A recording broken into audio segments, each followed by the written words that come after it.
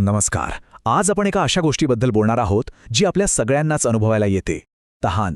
पण या साध्या वाटणाऱ्या भावनेमागे किती जबरदस्त विज्ञान आहे ते आज आपण उलगडणार आहोत. ही भावना म्हणजे फक्त घसा कोरडा पडणं नाहीये. हा तर आपल्या मेंदूच्या अगदी खोलवर चालणारा एक अत्यंत हुशार, आपल्याला जगवणारा प्रोग्राम आहे. चला तर मग या गुंतागुंतीच्या आणि खरंच खूपच आकर्षक प्रक्रियेत जरा खोलवर शिरूया. तर या सगळ्याची सुरुवात होते आपल्या मेंदूपासून. मेंदूमध्ये एक अगदी लहान बदामाच्या आकाराचा भाग आहे, जो आहे या सगळ्याचा कमांड सेंटर. याला म्हणतात हायपोथॅलॅमस. आता या हायपोथॅलॅमसचं मुख्य काम काय, तर शरीरात एक प्रकारचं संतुलन, एक बॅलन्स टिकवून ठेवणं. मग ते शरीराचं तापमान असो, भूक असो किंवा मग आपली तहान. या बॅलन्सलाच विज्ञानाच्या भाषेत म्हणतात होमिओस्टॅसिस. म्हणजे हा हायपोथॅलॅमस आपल्या नर्वस सिस्टीम आणि हॉर्मोनल सिस्टीममधला एक महत्त्वाचा दुवा आहे असं समजा. शरीराच्या कानाकोपऱ्यातून याच्याकडे सतत सिग्नल येत असतात आणि त्याप्रमाणे सगळं काही ताळ्यावर ठेवणं हे त्याचं काम आहे. बरं, मग ह्या कमांड सेंटरला कळतं तरी कसं की आता पाणी पिण्याची वेळ झालीये, म्हणजे तहानेचा अलार्म कधी वाजवायचा? तर त्यासाठी तो दोन खास सिग्नल्सची वाट बघत असतो.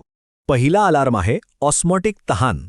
हे म्हणजे काय, तर जेव्हा शरीरातलं पाणी कमी होतं आणि क्षार किंवा मीठ जास्त होतं, म्हणजे रक्ताची कॉन्सन्ट्रेशन वाढते. आणि दुसरा अलार्म आहे हायपोव्हॉल्युमिक तहान. इथे एकूणच रक्ताचं किंवा शरीरातल्या द्रवाचं प्रमाण म्हणजे व्हॉल्यूम कमी झालेला असतो. आता ही जी रक्ताची कॉन्सन्ट्रेशन आहे ना, त्याला मोजण्यासाठी एक शब्द आहे ऑस्मोलॅलिटी. जेव्हा ही ऑस्मोलॅलिटी एका ठरलेल्या पातळीच्या वर जाते, तेव्हाच मेंदूमध्ये अलार्म वाजायला लागतो. पण इथे एक मोठा इंटरेस्टिंग प्रश्न तयार होतो. आपल्या मेंदूला तर ब्लड ब्रेन बॅरियर नावाचं एक संरक्षण कवच असतं. मग या कवचाच्या आत बसून मेंदूला रक्तामध्ये काय चाललंय हे थेट कसं कळणार? खूपच भारी उपाय आहे निसर्गाकडे यावर. तर निसर्गाने काय केलंय, मेंदूमध्येच काही खास चेकपोस्ट किंवा पहारेकरी तयार केले आहेत. हे पहारेकरी थेट रक्तप्रवाहाच्या सीमेवरच तैनात असतात. या खास भागांना म्हणतात सर्कम व्हेंट्रिक्युलर ऑर्गन्स किंवा CVOs. यातले दोन तहानेसाठी खूप महत्त्वाचे आहेत, SFO आणि OVLT. आणि गंमत म्हणजे या भागांना ते ब्लड ब्रेन बॅरियरचं पूर्ण संरक्षण नसतं. ही एक प्रकारे पळवाट आहे, ज्यामुळे तिथले न्यूरॉन्स थेट रक्ताची चव घेऊ शकतात. म्हणजे रक्तात काय कमी जास्त आहे हे तपासू शकतात.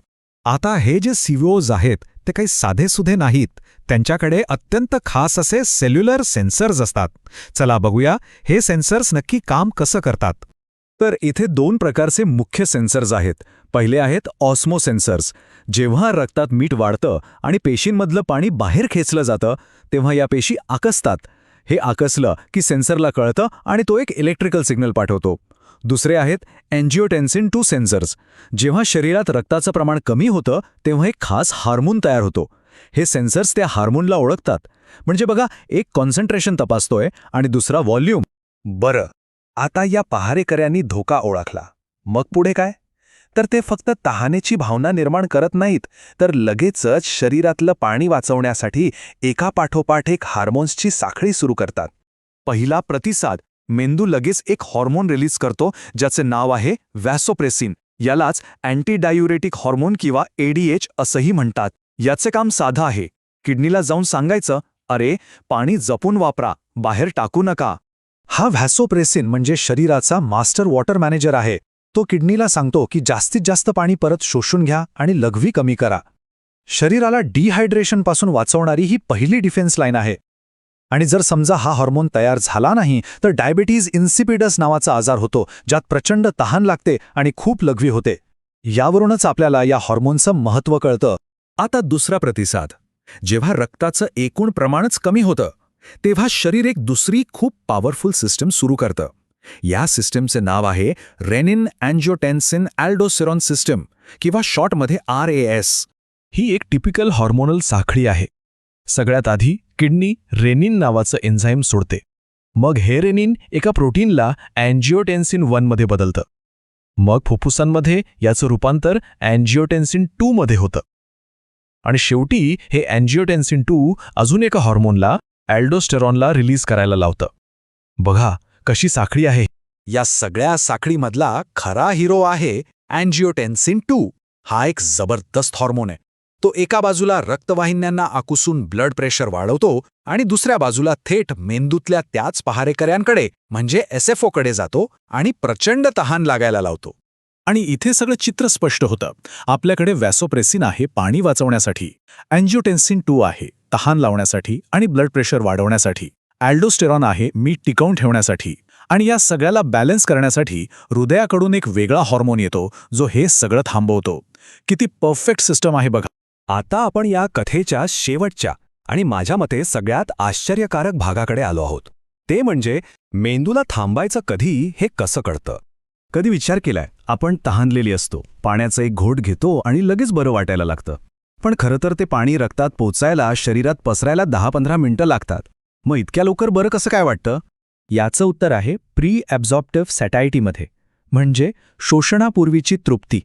मेंदू रक्ताची केमिस्ट्री बदलायची वाट बघत बसत नाही, तो तोंड आणि घशातून येणाऱ्या फास्ट सिग्नल्सवर अवलंबून असतो. हे सिग्नल्स म्हणजे एक प्रकारचा भविष्यसूचक ऑफ स्विच आहे, जेणेकरून आपण गरजेपेक्षा जास्त पाणी पिऊ नये. मग हे फास्ट सिग्नल्स कुठून येतात? पहिलं म्हणजे तापमान.